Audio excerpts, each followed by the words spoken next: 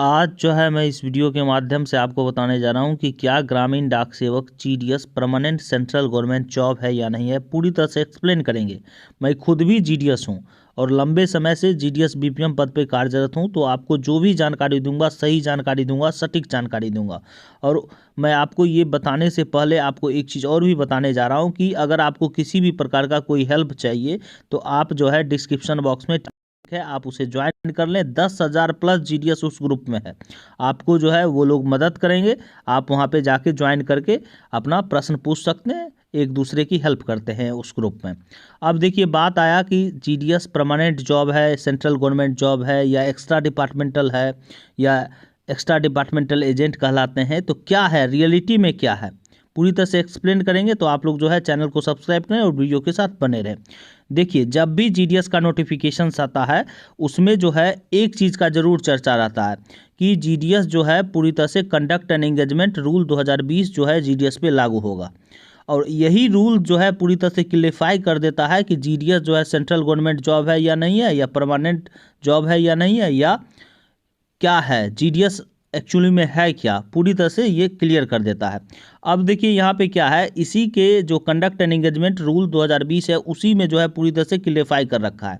यहाँ पे आप लोग देख सकते हैं क्या है, नोट 1 में the person holding the post of extra departmental agent under the post and telegraph extra departmental agent conduct and service rule 1964 और Gramin Dak Sevak conduct and engagement rule 2001 और Gramin Dak Sevak conduct and engagement rule 2011 on regular basis on the date of commencement of these rules shall be deemed to have been engaged to and hold the post of Gramin Dak Sevak in accordance with the provisions of this rule.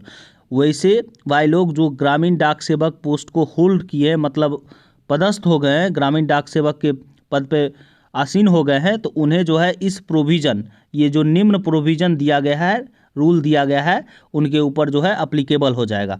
अब देखिए, यही rule 3A जो है पूरी तरह से clarify कर देगा क्या है क्या नहीं है। और यहाँ पे डिपार्टमेंट ने साफ क्लियरली कर दिया है कि एक्स्ट्रा डिपार्टमेंटल एजेंट, ठीक है, यहाँ पे जीडीएस। अब देखिए यहाँ पे क्या है, रूल 1 में 3A में term and conditions of engagement में पॉइंट 1 है, a sevak shall not be required to perform duty beyond a maximum period of 5 hour in a day. मतलब 5 घंटे से ज़्यादा जो है एक दिन में आप काम नहीं कर सकते हैं, ये पूरी तरह से क्लियरफाई है।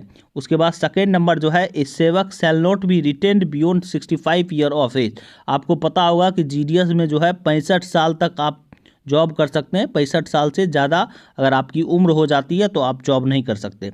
उसके बाद यहाँ पे देख सकते हैं कि थर्ड नंबर जो है पॉइंट में क्या है, इस सेवक shall have to given a undertaking that he has other source of income beside the allowance paid और to be paid by government for adequate means of livelihood for the himself and his family. और आपको एक undertaking देना पड़ेगा कि आपके पास कोई और भी सोर्स ऑफ इनकम है, सिर्फ आप जीडीएस के जॉब पे डिपेंड नहीं हैं। देखिए फोर्थ नंबर जो है, आपको जो है ट्रांसफ़र किया जा सकता है एक डिवीज़न से दूसरे डिवीज़न या एक पोस्ट से दूसरे पोस्ट में, पब्लिक इंटरेस्ट में या एडमिनिस्ट्रेटिव में या विजिलेंस ग्राउंड पे। देखिए इसका इस्तेमाल जनरली होता ही नहीं है। उसके बाद देखिए फिफ्थ नंबर जो है क्या कह रहा है, a sevak shall be outside the civil service of the union. आपको सिविल सर्विस ऑफ यूनियन से बाहर रखा गया है।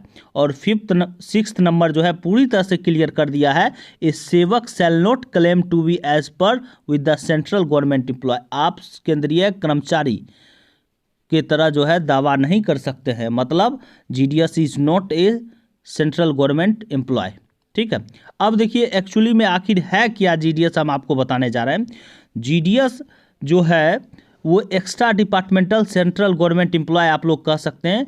परमानेंट नेचर में जॉब है, आपको कोई हटा नहीं सकता है, परमानेंट नेचर में है। सेंट्रल गवर्नमेंट एम्प्लॉय कह लीजिए, extra departmental central government employ कह लीजिए, या एक्स्ट्रा डिपार्टमेंटल एजेंट कह लीजिए, समझ रहे हैं। परमानेंट नेचर में है, पार्ट टाइम के रूप में परमानेंट है, रेगुलर है, लेकिन आप जो है पूरी तरह से सेंट्रल गवर्नमेंट कर्मचारी नहीं है, एक्स्ट्रा डिपार्टमेंटल है।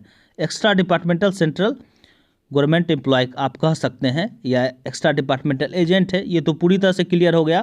और जीडीएस को जो है, जो सेंट्रल गवर्नमेंट एम्प्लॉय को सुविधा मिलता है वो जीडीएस को नहीं मिलता है। ना एचआरए का सुविधा है, ना मेडिकल का अलाउंस है, अभी ना ग्रेजुएटी जो है पूरी तरह से बाउंडेशन कर रखा है, 1.5 लाख तक के बाउंडेशंस में है, ना पूरी तरह से पेंशन का कोई सुविधा है।